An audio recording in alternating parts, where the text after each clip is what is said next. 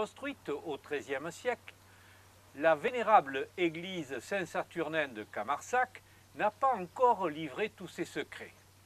L'opportunité de lever quelques pans de son histoire vient de se présenter, avec un chantier de rénovation. Nous avons envisagé des travaux pour mettre en sécurité les paroissiens quand ils viennent, puisque le sol était un petit peu affaissé par endroits et le carrelage était relativement vétuste. Nous avons donc décidé, l'association, de refaire ce carrelage avec toutes les autorisations requises, architecte du patrimoine, bâtiment de France, municipalité.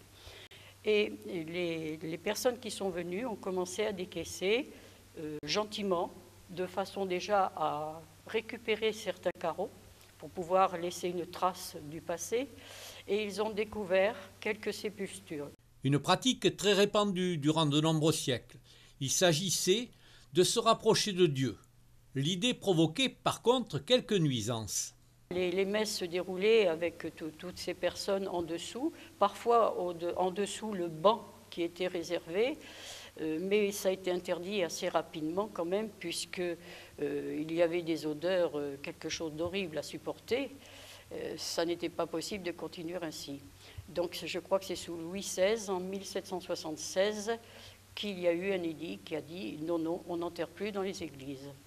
Arlette Venel a profité de ce chantier pour recenser quelques noms et qualités des occupants de ces tombes. L'objectif n'était pas de découvrir des sépultures, puisque nous savions qu'il y en avait, d'autant que nous avons une trace écrite d'une famille de la Chausse qui a souhaité avoir une sépulture du côté de l'Épître, pas très loin de la Vierge, qui à l'époque était dans le chœur. Donc cet endroit-là, nous ne l'avons pas découvert. Par contre, un peu plus loin, nous avons trouvé trois traces, mais pas vraiment de gros trous. L'architecte du patrimoine et l'archéologue étant présents, ont vérifié et ils ont refermé immédiatement.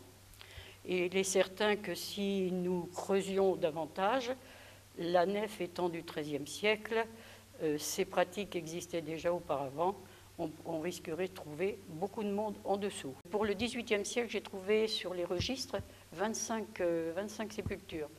Le XVIIIe. Beaucoup disent que c'était les gens fortunés. C'est fort possible, puisque avec certains noms dont on trouve la trace, la famille de Gers par exemple, qui est une famille qui ici a vécu 5 siècles à Camarsac, mais j'ai trouvé également, consultant les registres de décès, où les curés notaient le lieu où le défunt était mis, j'ai trouvé un ferronnier, un tonnelier. Voilà, donc je ne pense pas que c'était des gens très fortunés, même si le vin à Camarsac, c'était quelque chose qui marchait bien.